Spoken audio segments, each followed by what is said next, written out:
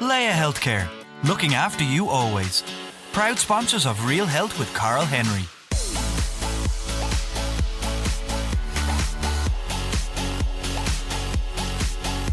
Hello and welcome to Real Health with me, Carl Henry, in association with Leia Healthcare. Folks, with groups of up to 15 people now able to train outdoors, people are getting back into exercise, getting fit and getting back on track. There'll be lots of common injuries that are going to be coming up in terms of from team sports and on a personal level over the course of the next couple of weeks. So I thought it would be great to get someone on the show who knows all about that and who will tell us absolutely everything that we need to know. I'm delighted to be joined by chartered physio with Tipperary GAA and sports broadcaster Lauren Guilfoyle. Lauren, welcome to Real Health. How are you? Good. Thanks so much for having me. We're delighted to have you on. So tell us a bit more about yourself, first of all. We want to get to know you a little bit first, and then we'll go into all the injuries and all the technical stuff that you're going to tell us about too. But tell us about what you do. Yeah, so I'm a chartered physiotherapist. I graduated from the University of Limerick back in 2016, so not all that long ago. It was 4 years since my graduation this week, actually. So I suppose over the last 4 years, I've tried to carve out a career in sports physiotherapy. That's a huge passion of mine. It's always been my ambition, I suppose, to work as a sports physiotherapist, specifically given my upbringing here in East Clare. We're kind of hurling mental down in this part of the world. So I started my career out in Dublin, and then I've spent the last 3 years working in Tipperary. So at the moment I work with Tip GAA, so it can typically be quite busy at this time of year, but obviously it's a little bit different over the last couple of months. So yeah, sports physio is kind of my thing at the moment. Really enjoying it. I'm definitely only kind of, I suppose, starting out in my career and have a lot to learn, but I'm enjoying it all the same. And sport, it's a huge area, the sports, in terms of team sports, and especially with all the GAA at the moment. Why physiotherapy? Why was that something you wanted to do? So I think it was since I was maybe 11 or 12 years of age when I decided I wanted to be a physio. And I think that came from a couple of different factors.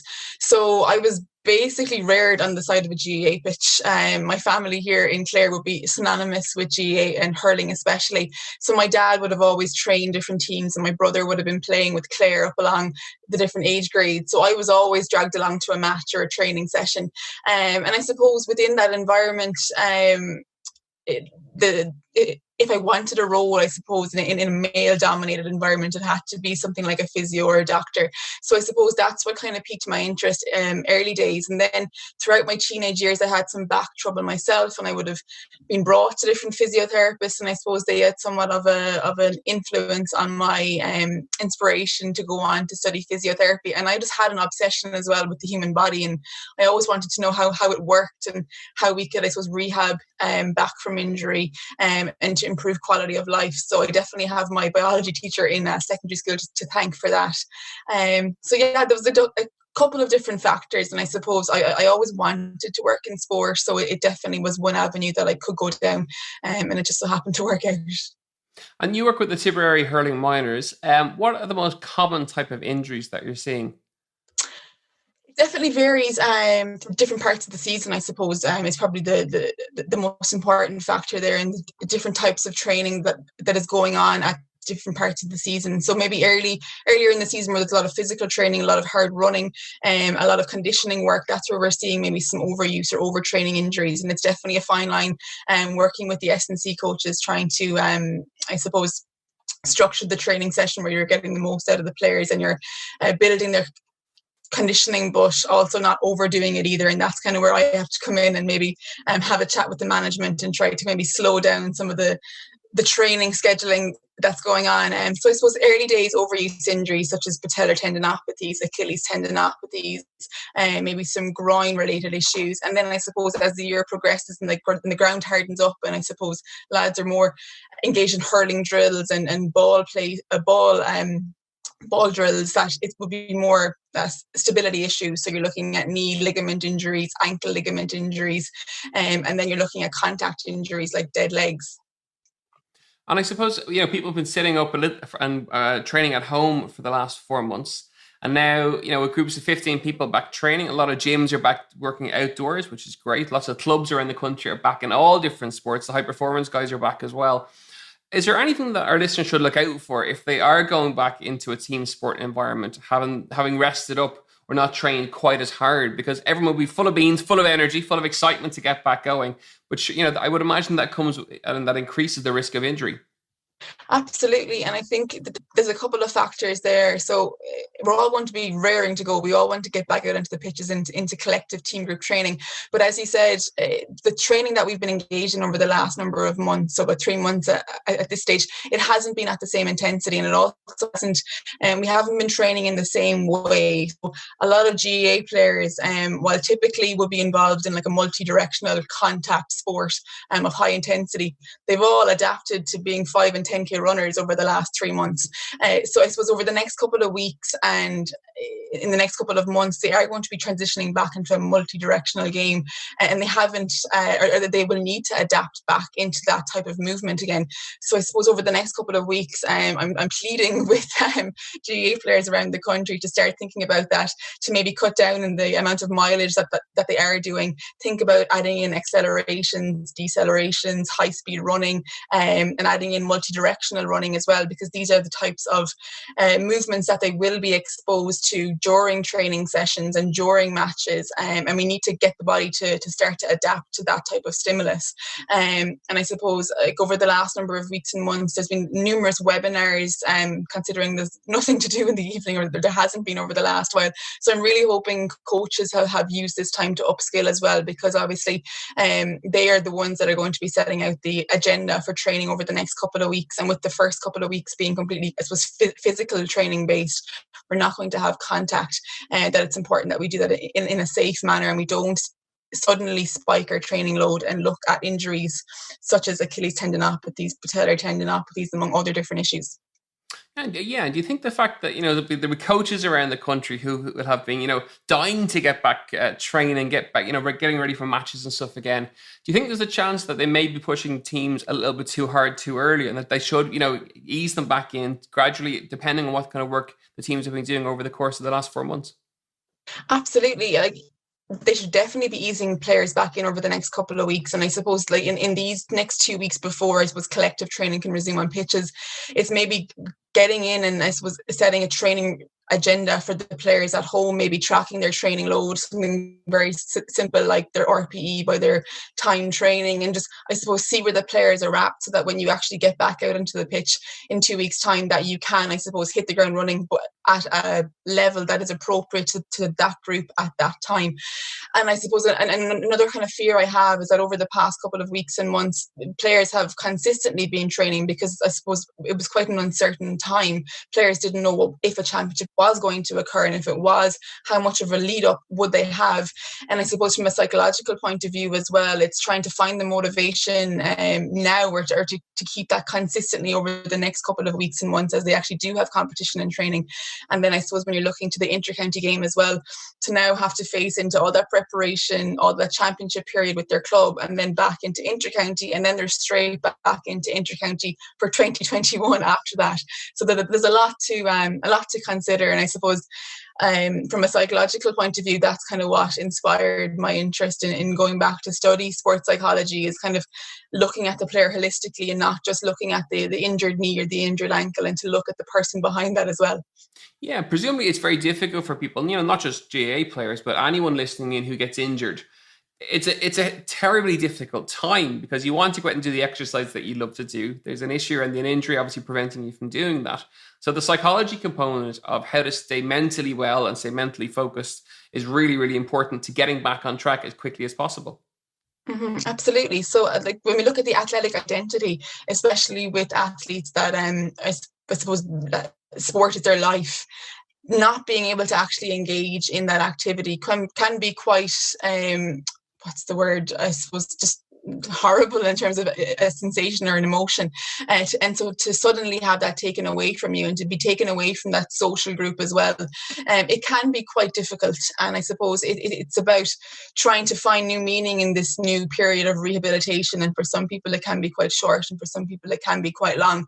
And I suppose the key to that is to try and identify new goals, to immerse yourself in a social group where you can and where it's appropriate, but that is different for everyone. And I suppose like it's something that I'm only starting to learn about. I'm only, I suppose, a couple of months into my master's at the minute, but it definitely is a huge interesting part for me, because I do see players struggle, and it isn't even just GAA players, as you mentioned. Even back when I was working full-time in private practice, trying to tell someone that they can't go out at the weekend and do that 17-mile run, even if the marathon is a couple of months away, it's really difficult, I suppose, or it's difficult for them to accept, and it's hard for me to, I suppose, dictate what they can and can't do. So I suppose trying to develop the psychological coping skills as well is a huge part to rehab, and making rehab successful. Yeah, and as part of that rehab, people, sometimes rush through the rehab a little bit and they go back training or running or whatever their sport is a little bit too quickly. When is a really good time to know when you should go back, or is there a steadfast rule with regards to when you're ready to go back? Obviously, getting physio advice is crucial, but for those who haven't got that physio, the second appointment, they may go for the one appointment and then go back. Is there any kind of way of really knowing when a good time to go back training or whatever your sport is after an injury? I suppose it varies from injury to injury, and I suppose it varies from sport to sport as well. So an ankle injury in maybe a 5K recreational runner, you might see a return to running much quicker than you'll see a return to play for a camogie player, because the demands that you're going to place upon that joint are somewhat different. So it's probably not an answer that I can give that's quite general, but you have to really zone in on the activity that you want to go back into, and see can you progressively increase your tolerance to the loads that are placed upon that joint within that activity. So it really, really varies, but I suppose it is a case of building up tolerance to different stresses, and maybe kind of stepping away from the just rest for a couple of weeks and see how we get on. The body does need stimulus to adapt and to be able to withstand different loads and different stresses in the body. So I suppose a little bit of advice definitely would help in terms of planning and directing that rehab. But yeah, it's definitely about trying to progress what you're doing slowly and steadily, and trying to get to a decent level, maybe 89% of what you should expect to be able to do before even attempting to go back into that activity. Great advice. Fantastic. One question, when I knew you were coming on, I wanted to ask you, because something I see with friends more than clients, but certainly lots of friends who go to physios, they go for that first appointment. They'll be given homework to do, and they very rarely do it, or they might do it for the first couple of days and they don't do it after that. Have you any tips for people who are listening in who maybe have gone through that as well? I think it's very commonplace where they don't continue to do the physio homework for, a prolonged period of time. Is there any ways to, work it into your day or timing or anything around that, or maybe just pick certain exercises to do so that you do keep the physio homework up for the long term? Yeah, it's definitely a problem. And there'd be patients coming back in, and I'm kind of like, am I a magician? But I think there's a certain amount of responsibility that actually has to go back onto the physiotherapist in that situation. A huge part of my practice is education and explaining absolutely everything that I'm doing, obviously in an accessible manner and in a manner that's going to be easily understood. But explaining the issue itself, the injury, the structures that are at fault, and then explaining why I'm actually including this exercise and how I see that exercise progressing in terms of difficulty. And then I suppose explaining how this particular exercise can adapt or change the structure that's injured, in order to get back to the activity that the person wants to engage in. So I really do think that there is a huge responsibility back on the actual physiotherapist in that regard. And then when it comes to the athlete or the patient themselves, if all of that has been covered and they very much are aware of what they should be doing and why they should be doing it, I think a good idea would be to link it to a different activity in your day. So if you always have a cup of tea and a biscuit at 7:00 watching whatever, maybe set aside that at the ad break of that you're doing your exercises, and then after that ad break, or after that program that you're doing your exercises again. So link it to an activity that's already an integral part of your day, and I suppose it'll mean that you won't forget about it, hopefully. And also as well, maybe monitoring your progress. So if you were told to do maybe 6 repetitions of a bicep curl, maybe track that each day, and you'll start to see that you're able to do more. Your capacity for doing more is increasing, and also you can see that, well, I've done it for the last 4 and 5 days, so I don't want to stop now. I want to do it every day this week. So I think monitoring your progress is a really helpful tool. You're listening to Real Health with me, Carl Henry, in association with Leia Healthcare. And of course, the more physio homework that you do and the more you adhere to it, the quicker you're going to go back playing your sport or your recreation or whatever it is. People always I always think it's really funny because people seem to forget that. We've chatted lots about sports, about Gaelic and stuff like that. Now I want to take it back to, I suppose, our listeners and the normal things that I would see. So if I do a Q&A on Instagram, which I tend to do every weekend, we get loads and loads of questions in. And on every question I respond to, go and see a physio, ask a physio, book a physio appointment. I am not a physio. But every time we do it, we get tons of questions in, and a lot of the questions are quite similar. So I've taken note over the last couple of weeks of a few of them. One that comes up all the time is shin splints. And I thought that'd be a really good place to start in terms of normal things that we would see on a regular basis outside of Gaelic and outside maybe of sports for the regular walker or runner. So let's chat a little bit about that and what people can do if they do have them. So shin splints, it's the technical term for it, I suppose, is medial tibial stress syndrome, and it's basically where the surface of the bone is a little bit inflamed, and or the actual surface of the bone, there would be a stress injury present, and that would occur as a result of an increase in training load, typically. Now, there obviously is a couple of other variations of how that might actually present, but this typically occurs when a person has suddenly increased their training load, and that could have come as a result of maybe doing an extra 2 runs a week for whatever reason, for changing the surface. Not to say now that the roads are a bad surface, just it's a change in surface, and potentially change in footwear. There's numerous different factors that can actually result in an increase in training load. And if we increase our training load by more than kind of 15 to 20% in a week, that can actually start to cause more than just, I suppose, micro damage on the surface of the bone. So micro damage is quite normal. For us to get stronger, for our bones to get stronger, for our tendons and our muscles to actually get stronger, we do need to actually put some tiny little tears and a tiny bit of damage in those structures. The body comes along, heals those little tears, and it makes that structure stronger. So this happens after every training session that we do if it's appropriately designed. But if we start to progress too quickly, too soon, we start to include more runs in our week that our body, I suppose, hasn't yet adapted to. Those tiny little tears become bigger tears, or they become bigger fractures or big issues on the surface of the bone, and they aren't allowed to heal. So if you go out for a run tonight, you give yourself tomorrow off, but you go for another run the next day, you give yourself a night off, and I suppose you aren't giving the body time to adapt to that stimulus in between. We can start to see this inflammation start to build up. Unfortunately, kind of what typically happens is you take a couple of days off. So you take a week off, the pain's gone, great. So I have to make up now for the couple of runs that I missed, and you're back out again 3 and 4 nights in a week. So I suppose the really important factor to note when it comes to shin splints is that we need to deload. We need to take our body weight off the road or wherever we're running over the past week or so. Let that pain settle right back down, that we're able to walk pain-free is number one. If we can't walk, we can't run. And then we need to slowly build up our training load again, so we're not progressing more than 20% in a week. And I suppose a very simple explanation of that is, if we do 1 kilometre this week, we shouldn't do more than 1.2 kilometres next week. So this is very, very different for each person. So what you might be able to do, I might not be able to tolerate. So again, it goes back to monitoring, writing down what we're doing, maybe using a different app, Map My Run, whatever it might be.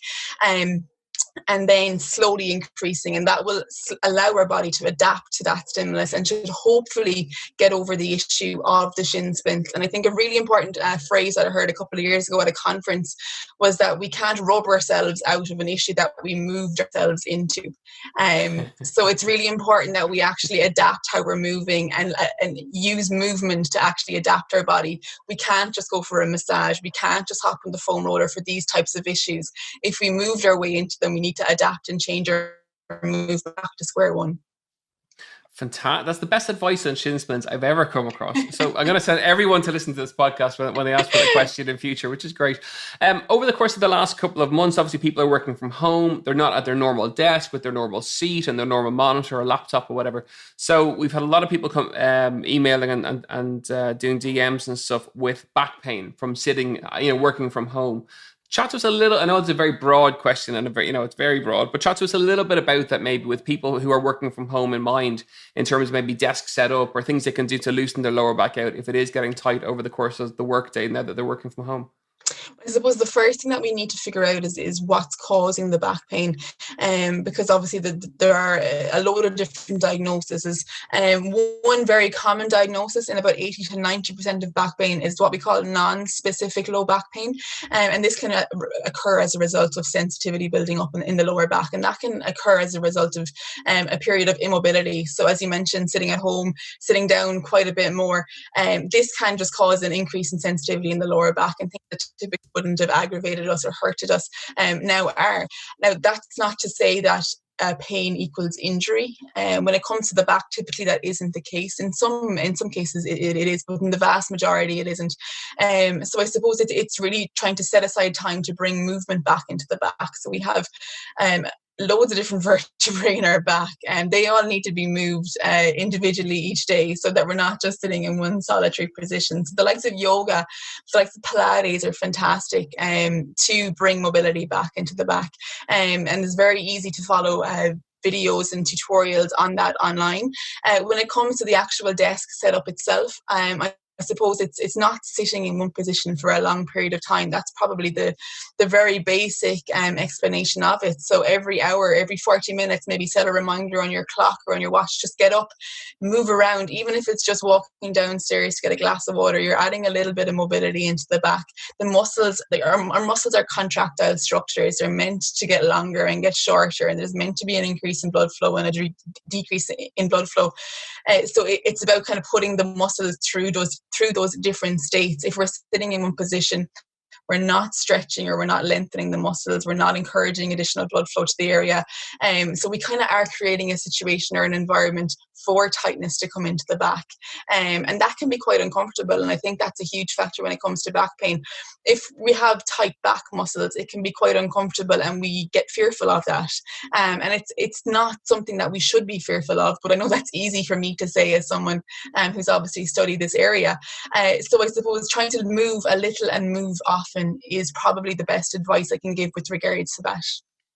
Another question we get a lot is around injury prevention and kind of recovery methods and the best way to recover after exercise, no matter what the exercise is.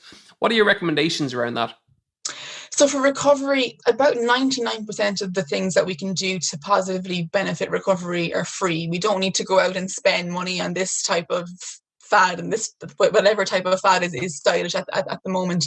A good training plan is absolutely key. So kind of that harks back to what I was saying when it comes to, let's say, preventing shin splints, or even over the next couple of weeks as we return to collective team sport, a really smart training plan. And again, I know that's easy for me to say, so if that's something that you don't feel comfortable doing, to contact your local physiotherapist or your local S&C coach, and they can help you with that. So to structure your week in a way that actually allows for like actual physical structural recovery of both our muscles and our bones, our musculoskeletal system. So that's definitely key. If we haven't nailed that, we are kind of fighting the tide in some regards. Sleep is hugely important. That's when our healing actually occurs. So obviously there's different recommendations per each age group, but getting the maximum amount of sleep to aid recovery, and also our diet, water intake, these types of things that are quite, I suppose, easily accessible if we know what to do. Then when it comes to the likes of foam rollers, stretching, massage, to be honest, there isn't a huge body of work to actually suggest that there's a substantial benefit from these types of things. They are kind of the 1%. If you've nailed everything else, if your training load is decent, if your sleep is decent, if your diet is on point, that's when we can start to think about adding things in like foam rolling and stretching and these massage guns that seem to be absolutely everywhere. We see elite athletes using these types of equipment, and I suppose they're in that position because they have that 99% under control, and they kind of, I suppose, have the funding or the backing to look into these recovery boots and ice machines and all these different types of equipment. So I suppose maybe to not look directly at them for advice on recovery. They're unfortunately at probably a different level than the typical recreational athlete. So to go back to your question, training load, sleep and diet is key when it comes to recovery. Fantastic. Great to know. Let's bring it back to yourself now. So in terms of the future, you've got your psychology masters that you're doing, and you also do some sports broadcasting as well. Tell us a bit about that. Yeah, so I suppose it's more digital media and social media that I work in, and that's kind of evolved over the last couple of years. It was never like a lifelong goal of mine, but as I mentioned earlier, kind of sport is my life, and I suppose I kind of want to attack it from all different angles. I find that the mindset of high performance athletes really interesting. So I'm trying to kind of get in at all angles. So yeah, over the last couple of years, I've combined a couple of different loves of mine, and social media is one of those. I think it's amazing how we can access so many different people in so many different parts of Ireland and indeed the world. So I've really honed my skills when it comes to social media. So I've actually started to kind of report on games through social media, which is pretty new when it comes to the Irish sports media landscape. And I've been working with the Camogie Association across last year's championship, and the plan was to cover this year's as well, but we'll see what happens. So yeah, I'm thoroughly enjoying that. It is busy, especially when I'm kind of coming off the pitch on a Saturday, maybe at a Camogie match, and I'm back on the pitch on a Sunday with Tipperary. My summers can be quite busy, so I actually have welcomed the break over the last while. And if people want to find out more about you, where can they find you? So yeah, social media, Twitter or Instagram is probably the best bet. I'm Lauren Guilfoyle on Twitter, at Lauren Guilfoyle, and I'm at Lauren_Guilfoyle on Instagram. So that's kind of, I suppose, where you can follow me for physio advice. I tend to throw up some physio Q&As from time to time. Again, have the same issue at times, going, please go to your local physio. I can't assess you over an Instagram DM. But I try to, I suppose, educate there as well. That's kind of most important to me, is education is key, I think. And if you can give education to your followers, you're empowering them as well. So yeah, Instagram and Twitter is where you can find me. Fantastic. Lauren Guilfoyle, thank you so much for joining us on Real Health today. Fantastic advice, and our listeners will gain a huge amount from it, so much appreciated. Folks, I really hope you enjoyed that episode of Real Health with me, Carl Henry, in association with Leia Healthcare. As ever, you know where we are. It's realhealth@independent.ie, at Carl Henry PT on Twitter and on Instagram. Have a fantastic week, recover well, and apply any of that advice to any injuries that you may have. We'll see you next week for another episode of Real Health. Have a great week. Slán go fóill.